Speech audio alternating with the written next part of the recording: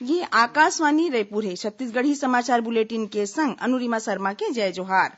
प्रधानमंत्री नरेंद्र मोदी ह कहिन हे कि भारत के विविधता ह देश के हरेक मनखे मन ला गर्व ले भर देथे। आकाशवाणी ले मन की बात कार्यक्रम म देशवासी मन संग अपन विचार बांटत ओमन कहिन कि देश के विशालता और विविधता ह देश के मनखे मन बर एक ठिया प्रेरणा आय। प्रधानमंत्री ह दिल्ली के हुनर हाट के अपन हाले के दौरा बारे म बतावत कहिन कि एहर देश के विशालता, संस्कृति, परंपरा, खान पान और भावना के विविधता के दर्पण हरे। प्रधानमंत्री ह बताइन कि हुनर हाट के माध्यम ले करीबन 3 लाख हस्तशिल्पी मन ला रोजगार यानी कमाए खाए के मौका मिले हे। प्रधानमंत्री ह नागरिक मन के फिट रहवई ऊपर जोर देवत कहिन कि फिट देश ह हिट होथे। ओमन यहू कहिन कि ए बेरा लइका मन विज्ञान और प्रौद्योगिकी म सल्लग रुचि देखावत हे। प्रधानमंत्री ह श्रीहरिकोटा के विजिटर गैलरी के जिकर घलो करिन, जिहां ले रॉकेट प्रक्षेपण के नजारा देखे जा सकत हे, जउन ला सबो झन बर खुला राखे गे हे। इहे इसरो के युवा वैज्ञानिक कार्यक्रम युविका के जिकर घलो करिन, जेमा पढ़इया लइका मन अपन छुट्टी के दौरान इसरो के कई ठिन केंद्र मन म जाके विज्ञान, प्रौद्योगिकी और अंतरिक्ष बारे म जानकारी हासिल करथे।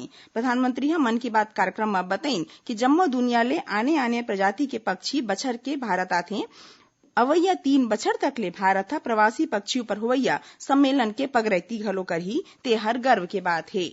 छत्तीसगढ़ विधानसभा के बजट सत्र काली राज्यपाल अनुसुईया उइके के अभिभाषण के संग शुरू होही। 1 अप्रैल तक ले चलैया ए सत्र के बेरा कुल 22 ठिन बैठका होही। उहे ए सत्र के पहली दिन दिवंगत सांसद और विधायक मन ला श्रद्धांजलि दे जाही। बजट सत्र म वित्तीय काम के संगे संग आने सरकारी काम काज घलो करे जाही। ए सत्र म अवैया वित्तीय बछर 2020-21 बर सालाना बजट पेश करे जाही। एखर संगे राज्य सरकार डहार ले कुछ संशोधन विधेयक घलो प्रस्तुत करे जाही।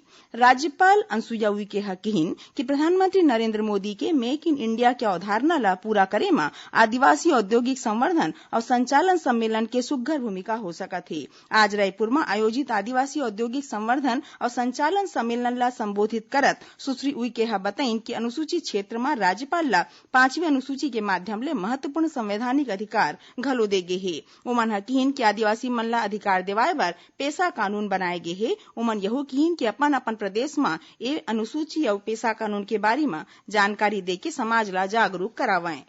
पूर्व मुख्यमंत्री और छत्तीसगढ़ जनता कांग्रेस के मुखिया अजीत जोगी आज राज्य सरकार के विशेष विमान ले अंबिकापुर ले रायपुर लाके एक ठिन प्राइवेट अस्पताल में भर्ती कराए गे हे। इहाँ बता दन कि श्री जोगी ह काली जब सरगुजा राजमाता स्वर्गीय देवेंद्र कुमारी के तेरही में अंबिकापुर गे रहिन, उन्हें श्रद्धांजलि कार्यक्रम बेरा उनकर तबियत हुरहा बिगड़ गे, जेखर बाद उनला तुरते अंबिकापुर के एक ठिन प्राइवेट अस्पताल में भर्ती कराए गिस। श्री जोगी के बेटा अमित जोगी ह राजकीय विमान देवाए बर मुख्यमंत्री भूपेश बघेल के आभार जतइन हे।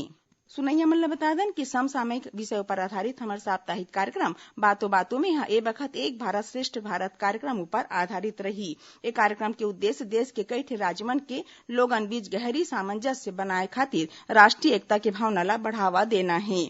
एकरे चलत अहमदाबाद के भारतीय होटल प्रबंधन संस्थान ले शिक्षक और विद्यार्थी मन के एक ठिन दल ह छत्तीसगढ़ दौरा में आए हे। ए सब बारे में और ज्यादा जानकारी ले खातिर आकाशवाणी समाचार ह गोड़बात करे हे।